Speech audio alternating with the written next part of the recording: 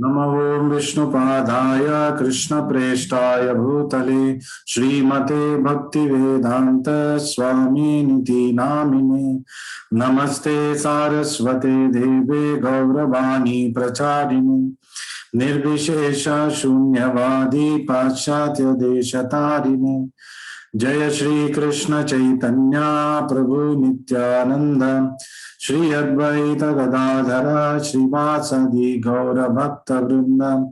हरे कृष्णा कृष्ण कृष्णा हरे हरे, हरे राम राम राम हरे हरे, हरे कृष्णा कृष्ण कृष्ण हरे हरे, हरे राम राम राम हरे हरे, हरे कृष्णा कृष्ण कृष्ण हरे हरे, हरे राम राम राम हरे हरे। श्री राधा वृंदावन चंद्र की जय, श्री गौर निताय की जय, श्री वृंदावन धाम की जय, जगत गुरु श्रील प्रभुपाद की जय, श्रीमद् भगवद गीता की जय। Hare Krishna, welcome to all of you. धन्यवाद हमसे जुड़ने के लिए। Today what we are going to do is we are going to do an overview of Bhagavad Gita. हम भगवद गीता का एक शॉर्ट परिचय करवाएंगे आपको। There are some salient features of Bhagavad Gita which additionally we need to know before we start the in-depth study। Bhagavad Gita का अध्ययन से पहले हमें एक इन-डेप्थ स्टडी से पहले कुछ चीजों को जानने की जरूरत है। पहली बात तो भगवद गीता क्या है, Bhagavad Gita as it is क्या है, आप सबको ऑलरेडी पता है। What is Bhagavad Gita and what is Bhagavad Gita as it is and why Srila Prabhupada wrote Bhagavad Gita as it is for the benefit of his disciples. The next aspect we have to know is how do I memorize, how do I remember the shlokas? मैं श्लोका को याद कैसे रखूं? So one way of doing it is by rote memorization. जैसे कि हमने school में किया, like in school हमको रट्टा लगाना चाहिए, रट्टा लगा सकते हैं भगवद गीता का श्लोका का। Another effective way, more effective way of remembering the verses is by what is called as thoughtful contemplation। मतलब मनन करने से, भगवद गीता का श्लोका को समझने से, हर लाइन को क्या बता रहा है वो समझने से हम more effectively याद रख सकते हैं। So how do we read Bhagavad Gita? What is the spirit of Bhagavad Gita? So Prabhupada in his purport he mentions what is the spirit of Bhagavad Gita. The spirit of Bhagavad Gita is mentioned in Bhagavad Gita itself। Bhagavad Gita का जो spirit है, मतलब जो वो हमें बताना चाहता है और जैसे हमको उसको अप्रोच करना है, कैसे हमको अप्रोच करना है, वो भगवद गीता ने ही दिया हुआ है। कैसे? It is just like this.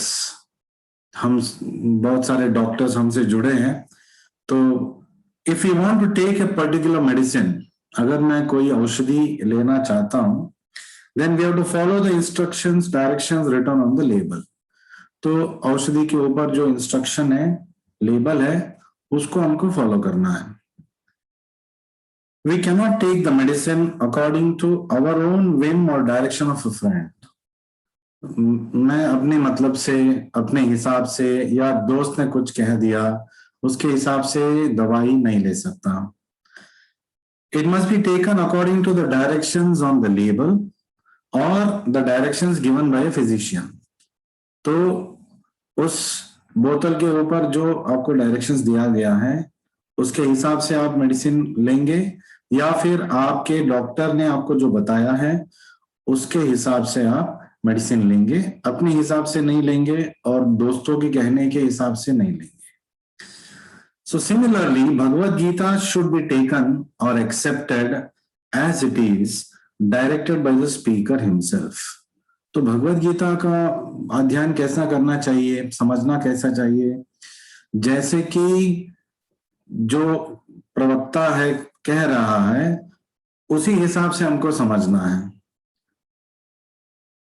The speaker of Bhagavad Gita is lord Shri Krishna. तो भगवत गीता का प्रवक्ता कौन है, भगवत गीता का बोधन कौन कर रहा है? भगवत गीता, इसमें ऑलरेडी बहुत ऑब्वियसली हमें मालूम है कि भगवत गीता का बोधन भगवान श्री कृष्णा स्वयं कर रहे हैं।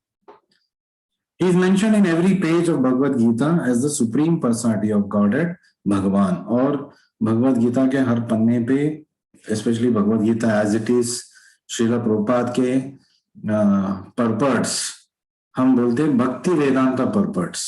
We call Prabhupada's purports as Bhakti Vedanta, which is covering both the Vedanta philosophy and also the Bhakti aspect of that philosophy. That is the applied aspect of that philosophy in devotional service. So many times we also call Bhakti Vedanta purports as Bhakti Yukta purports. So the overview that we are trying to do with Bhagavad Gita as it is, Bhagavad Gita का जो हम आज निरीक्षण करने वाले, overview करने वाले हैं, उससे हम समझ सकते हैं Bhagavad Gita as it is में प्रभुपाद भक्ति को प्राधान्य दिए हैं। He has given importance to bhakti. Although there is coverage of dhyana yoga, there is coverage of ashtanga yoga, there is coverage of sankhya yoga, there is coverage of karma yoga. तो बहुत सारे योगा भगवत गीता में कृष्ण उसको टच कर रहे हैं, लेकिन फाइनली अंत में सब कुछ boils down to, it comes down to bhakti. तो सब कुछ हिसाब करने के बाद हम जो फाइनल स्टेज में आके रुकते हैं वो भक्ति है। But Prabhupada what he has done in this purpose through the book, he has always tried to extract bhakti meanings of the shlokas. So even when Prabhupada जी हर श्लोका में, चाहे वो ध्यान योगा के श्लोका हो, सांख्य योगा का श्लोका हो, ज्ञान योगा का श्लोका हो, प्रभुपाद जी उनमें उन सब से भक्ति को निकाला है। So he has extracted bhakti from it. So even when he is discussing dhyana yoga, when he is discussing karma yoga, or what is that, सांख्य योगा, ज्ञान योगा, ये सब योगा के बारे में जब बात कर रहे प्रभुपाद, उस पर्पट में जबरदस्ती भक्ति को घुसेड़ दिया उन्होंने। Now why is Prabhupada doing this? Prabhupada ji ऐसे क्यों कर रहे हैं? क्यों हर श्लोका में वो भक्ति की बात कर रहे हैं? ध्यान योगा के बारे में भी भक्ति ही बोल रहे हैं, कर्म योगा बात कर रहे हैं, लेकिन भक्ति के बारे में बात कर रहे हैं। Why is he doing it? Because Prabhupada doesn't want to, go around the bush and then come to the meaning. वो घूम फिर के नहीं आना चाहते हैं, वो डायरेक्टली टू द पॉइंट आना चाहते हैं। Finally what is Bhagavad Gita? Bhagavad Gita finally क्या है? It's between God, devotee and the philosophy. Philosophy of bhakti. भक्त, भगवान और भक्ति के बारे में है। तो प्रभुपाद जी घूम फिर के भक्ति के ऊपर ही आ रहे हैं हर श्लोका में, क्योंकि फाइनल आउटकम हमें जो चाहिए वो भक्ति का प्राधान्य। We want bhakti as the outcome of our study of Bhagavad Gita. That is why many people object, when they read Prabhupada purports, especially from other sampradayas. बाकी संप्रदाय के लोग जब Bhagavad Gita as it is पढ़ते हैं, यथारूप पढ़ते हैं, तो वो बोलते हैं, अरे क्या प्रभुपाद जी हर श्लोका में भक्ति भक्ति भक्ति बोल रहे हैं, अरे हमें और भी योगा को जानना है। लेकिन प्रभुपाद जी का सोचना है कि और भी अनेक सारे योगा जानने की जरूरत नहीं है। No need to know all the other yogas. Even if you know, there's no need to practice all these yogas, because going by the yoga ladder, yoga के सीढ़ी चढ़ते हुए हम फाइनल जो पॉइंट पे आएंगे वो भक्ति है। तो शुरुआत से ही from starting point itself Prabhupada is openly speaking about bhakti without any other hidden agenda.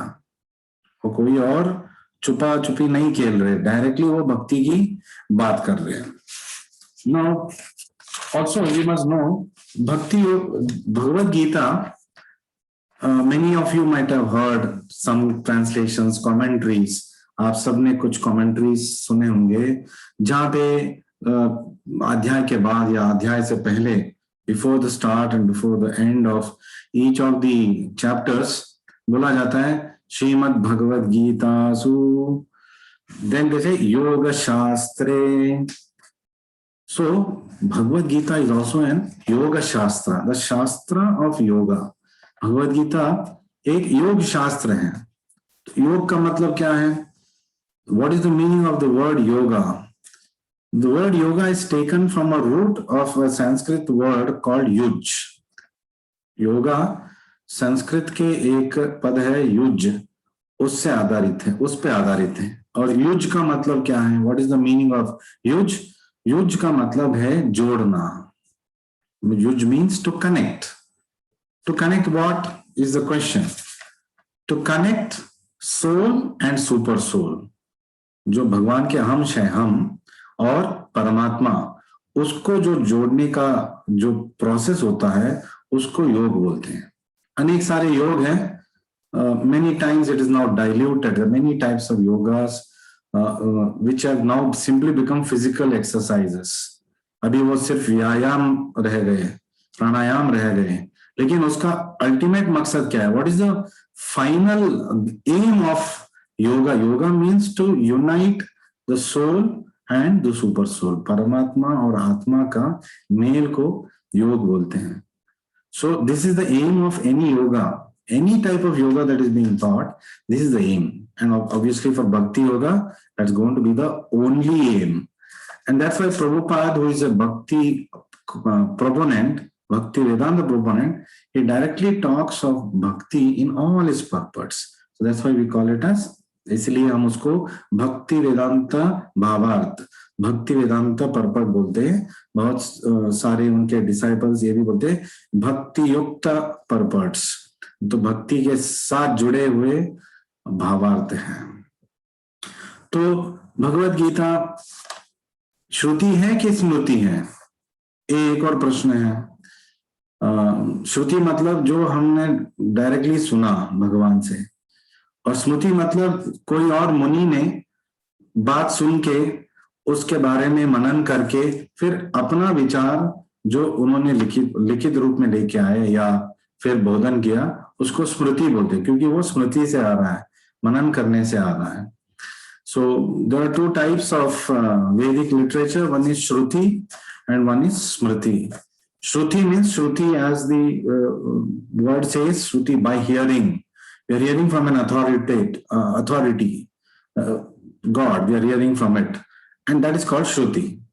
Smriti means a learned person has heard and he has now contemplated on it, and he has given his bhavartha, he has given his purports for it. That is called as smriti. जो याददाश्त से बोला जाता है वो स्मृति है. now Bhagavad Gita क्या है? श्रुति है कि स्मृति है? महाभारत तो स्मृति है, क्योंकि वेदव्यास जी सोच के लिख रहे हैं, और उसके अंदर भगवत गीता है. भगवत गीता क्या है? What is Bhagavad Gita? It is something that is spoken directly by the Lord. So that makes it Shruti.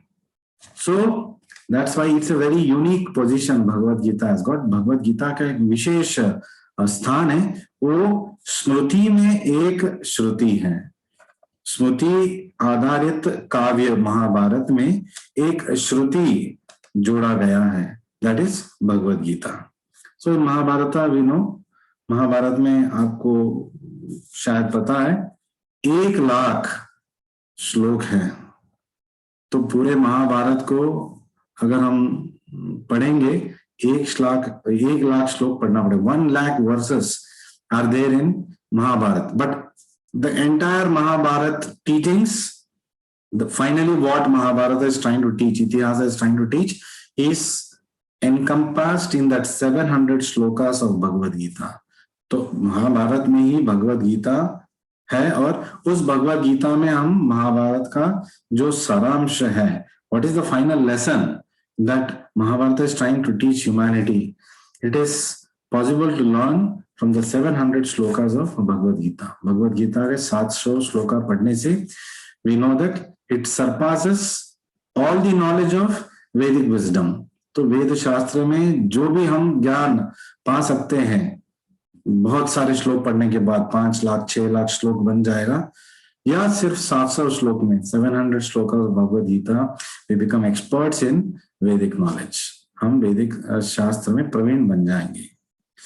So Mahabharata, in Mahabharata there is it starts from Adi Parva and it ends with Swarga Parva, where the Pandavas start going towards the heaven. So in that the 6th Parva is Bhishma Parva.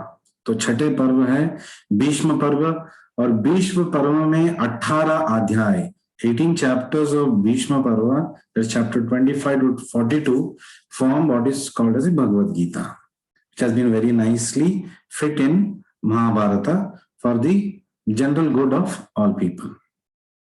So Bhagavad Gita is word of God, भगवान का गीता, भगवान का बोधन। So and भगवान, जिस भगवान की हम बात कर रहे हैं वो भगवान श्री कृष्ण है। So it is the essence of all Upanishads, वो सारे उपनिषद का सारांश है।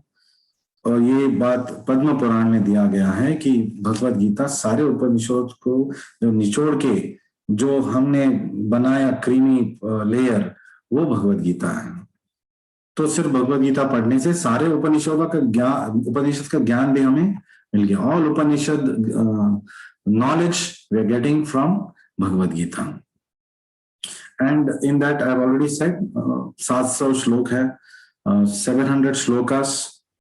लेकिन कुछ लोग पूछते हैं कि प्रभु जी सारे श्लोक तो कृष्णा ने नहीं बोला, not all shlokas are being told by Krishna, so can we not study just those shlokas that were told by Krishna?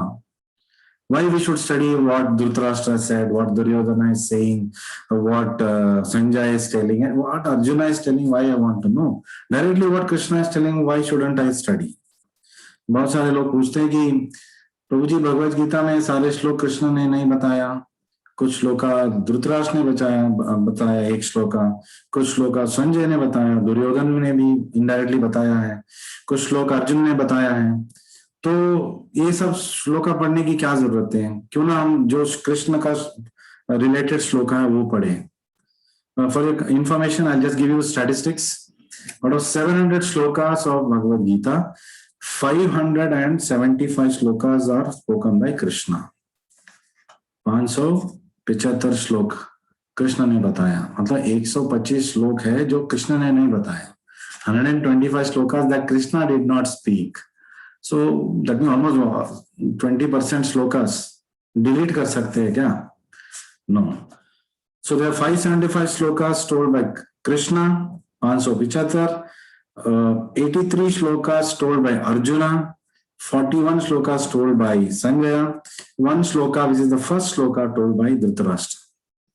Bhagavad Gita में 575 श्लोका कृष्ण ने बताया, 83 श्लोक अर्जुन ने, और 41 श्लोक संजय ने, और 1 श्लोक जो पहला श्लोक है धृतराष्ट्र ने बताया। जो धृतराष्ट्र ने श्लोक बताया वो भगवद गीता का प्रारंभ है। Actually, it is the start of Bhagavad Gita, though it is spoken by Dhritarashtra. And he's starting by asking a question. वो एक प्रश्न पूछ रहे हैं और उस प्रश्न का उत्तर सीधे हमको मिलता है आखिरी श्लोका में। संजय ने आखिरी श्लोक में उस प्रश्न का उत्तर दिया है 699 shlokas letter.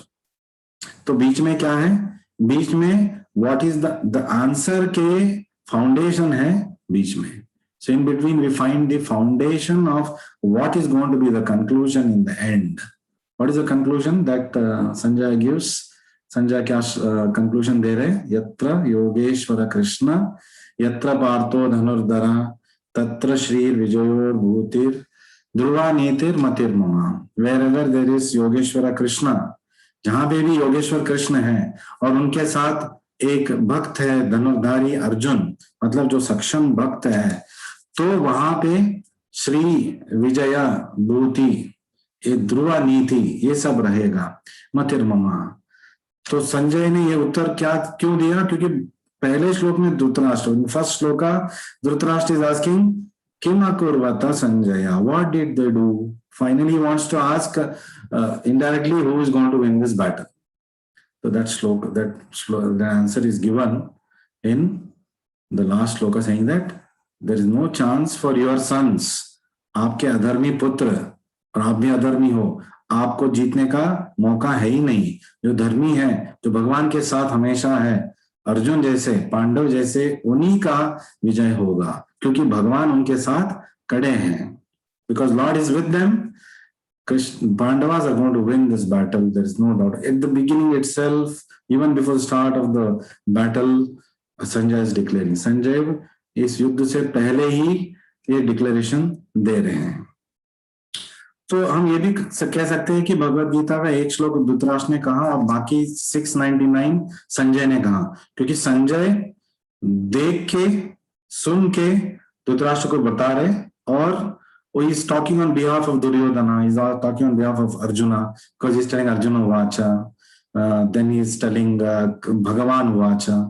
So Vedavyas ne bhi पूरे भगवत गीता में कृष्णा को भगवान वाचा, because he wants to reiterate the position of Krishna. Krishna के पोजीशन को वो reinforce करना चाहते कि वो खुद स्वयं भगवान है। और हम भगवत गीता पढ़ते जाएंगे तो हमें पता चलेगा कि अर्जुना को अनेक नाम से पुकारा गया है। अर्जुन के अलावा उसको 20 और नाम से पुकारा गया है। हर एक नाम हर जगह पे एक महत्व के कारण उसको पुकारा गया। There is a purposeful meaning why Arjuna is called a certain name, Parantapa, Kiriti, so like that, oh Mahabaho, और is calling sometimes is even called Dhartarashtran, is a Pandava. So many such names is given. And Krishna is also, Arjuna is also, Arjuna bhi Krishna ke hi bhakt hai. So when Krishna is using different names to Arjuna to bring about the situation, तो अर्जुन भी कम नहीं है, तो कृष्णा को at specific points different names is calling strategically. तो कुछ जगहों में अर्जुन कृष्ण को भी उनके अनेक नाम से संबोधित करते हैं। About 33 names other than Krishna Arjuna uses. So and Arjun ने ये 33 नाम very strategically, intelligently use किया है।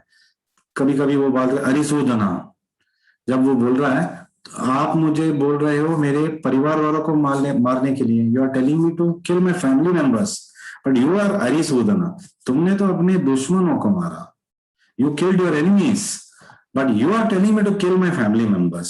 So he is trying to catch Krishna like this. Madhusudana is calling, तुमने मधु नामक एक दैत्य को मारा, राक्षस को मारा, और लेकिन तुम इस युद्ध को प्रचोदित कर रहे हो, इस युद्ध को नियोजित कर रहे हो, you are arranging this war for me to kill my relatives. Please explain this now. In another place again Madhusudana uses because he wants to convey, मेरे अंदर जो doubts है, मेरे अंदर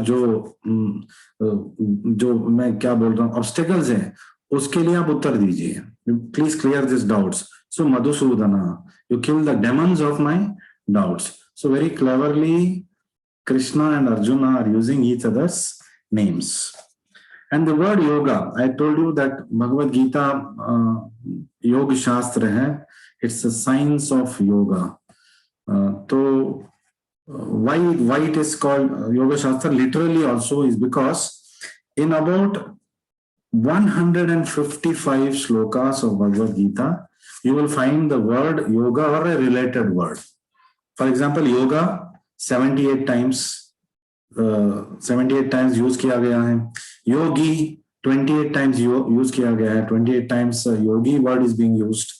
Yuktha, again meaning yoga, 49 times it has been used. So totally 155 out of 700 shlokas. So मतलब 20% श्लोकास में, every fifth shloka you can tell, हर 5वीं श्लोका में लगभग हमें ये वर्ड मिलेगा yoga. So it's only talking about yoga, different types of yoga. और उसमें प्रभुपाद जी ने हर बार जब योगा शब्द आ रहा है उसको भक्ति योगा के बारे में ही बात कर रही है. Is always talking about bhakti yoga. So it is called as yoga shastra, a book of yoga. It starts with a question by Dhritarashtra. Dhritarashtra के एक प्रश्न से प्रारंभ होते हुए आखिरी श्लोका 18.78 700वें श्लोका में संजय उसका फाइनल आंसर दे रहे. बीच बीच में भी आंसर वो दे रहे हैं, वही आंसर दे रहे हैं, but final conclusive answer is giving again. मतलब उन्होंने बोली ये फाइनल है, ये युद्ध कृष्ण और पांडव जहां पे है वहां जीत होगा, ऐसे उन्होंने उसको डिक्लेरेशन किया. So up to this point, if you have any questions or doubts, you can put it in the chat box, and if I have time I'll answer, or I will answer you back on your WhatsApp, and if it's a good question I will post it for the use of all others. So how is Bhagavad Gita divided? So Bhagavad Gita 18 chapters है, 18 अध्याय है. तो इसको कैसे विभाजित किया गया है? पहले 6 chapters, first 6 chapters we mainly come to know about Karma Yoga and Sankhya Yoga, and in the middle 6 chapters, chapters 7 to 12, we come to know about the core essence of Bhagavad Gita, which is Bhakti Yoga. And then the last few chapters 13 to 18, mainly it speaks about Jnana Yoga, although Prabhupada ensures that in every chapter, every shloka, bhakti is being brought out, but it is how it is being divided. So bhakti is very carefully placed, protected between. जो बहुत अमूल्य चीज होता है हम उसको बीच में छुपा के रखते हैं. So the essence of, that's why when the 9th chapter starts, from 7th chapter onward, he starts using the words confidential knowledge, most confidential knowledge, king of knowledge, Rajavidya, Guhyatamam is the most confidential knowledge. मतलब पूरे भगवद गीता पढ़ के यही तो जानना है. This is what you should know. That is about bhakti. So as I've told previously, Bhagavad Gita is about bhakti, bhakta and Bhagwan. तो इन तीनों के बारे में है. तो भक्ति का महत्व तो इसमें निकल के आएगा ही.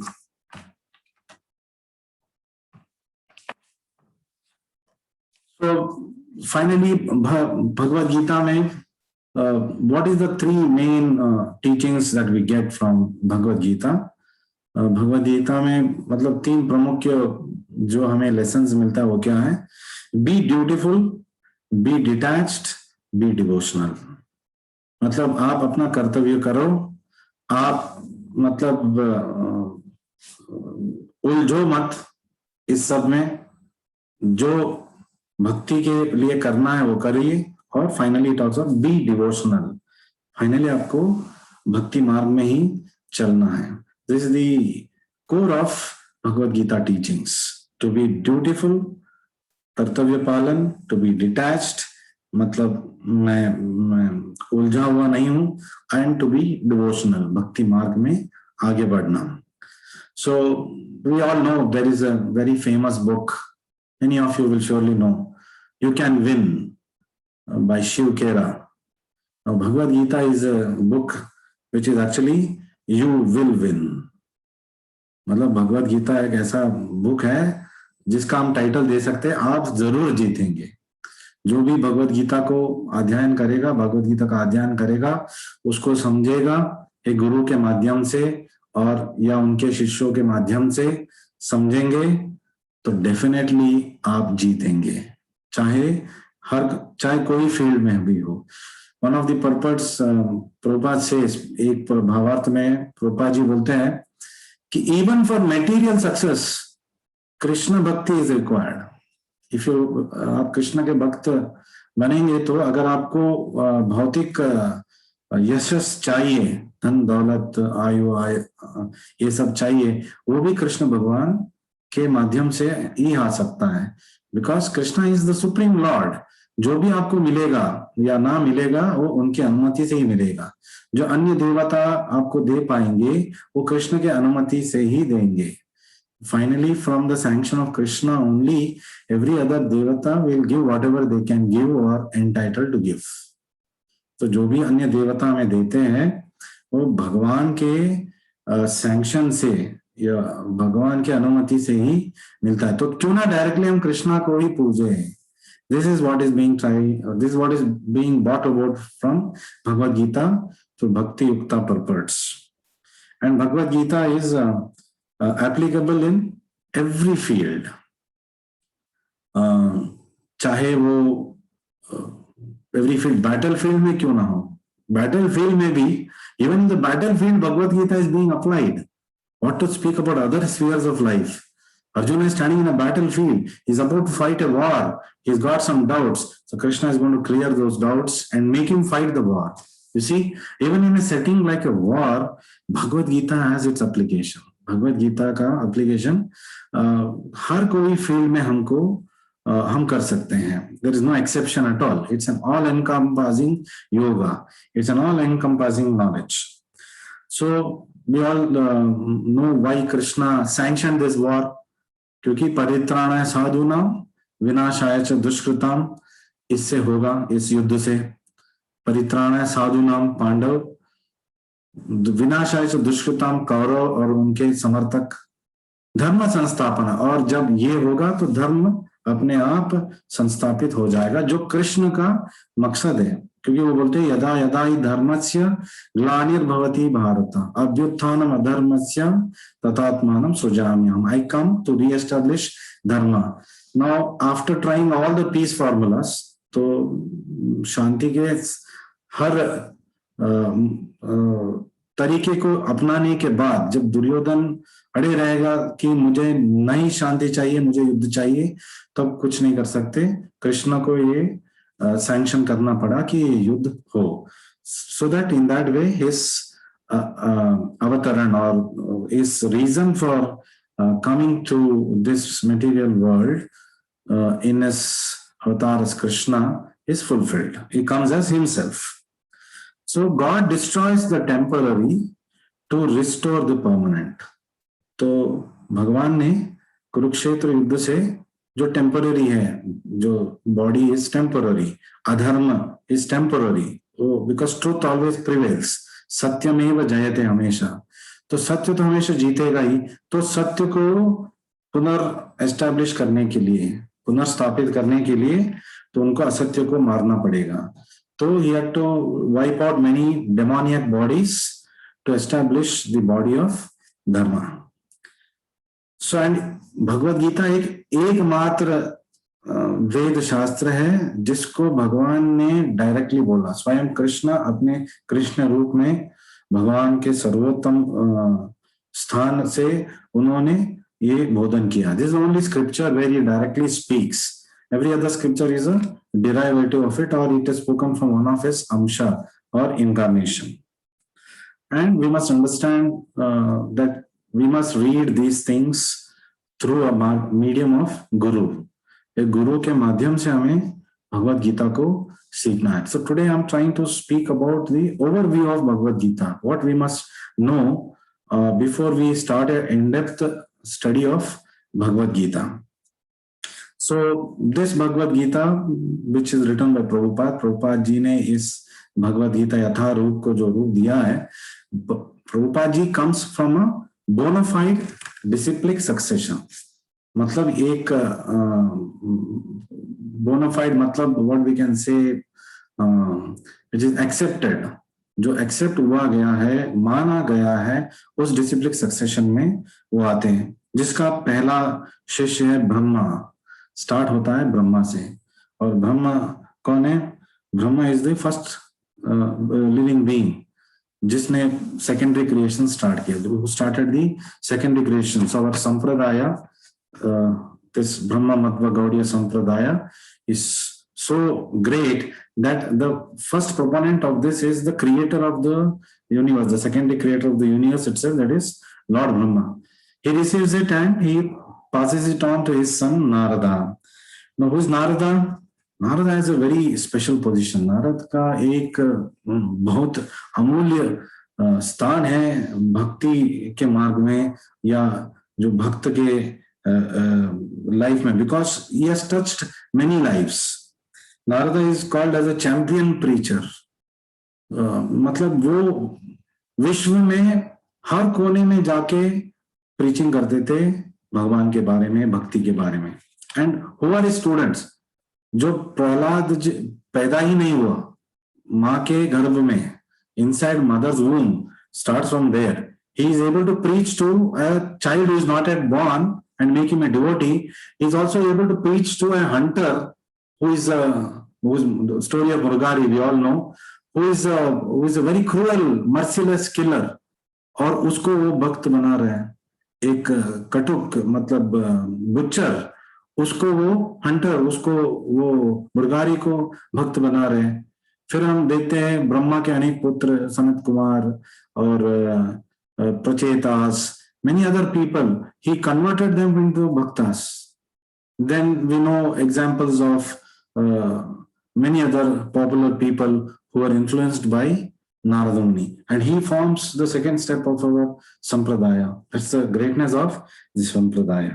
It comes down to Vyasa. Vyasa is Lord himself, who is eternal.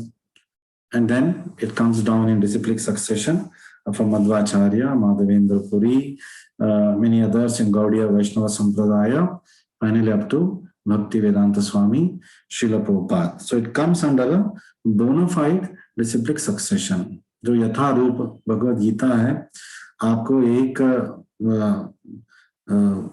what we can say the accepted, एक माना गया संप्रदाय से आपको ये भगवद गीता यथारूप आपके समक्ष आ रहा है।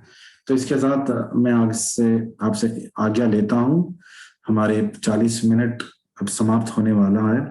आपको अगर कोई प्रश्न है तो आप अपना प्रश्न मुझे व्हाट्सएप पे पूछ सकते हैं, and I will surely answer it on the WhatsApp, and if it's a very good question I will post it for all. Thank you very much for joining me. Next week also we'll try to cover more aspects of overview of Bhagavad Gita, and then I'll continue with Bhagavad Gita chapter 1, the shlokas that we have to do the remaining ones. Thank you very much. Hare Krishna, Krishna Krishna, Hare Hare, Hare Ram, Ram Ram, Hare Hare. Srimad Bhagavad Gita.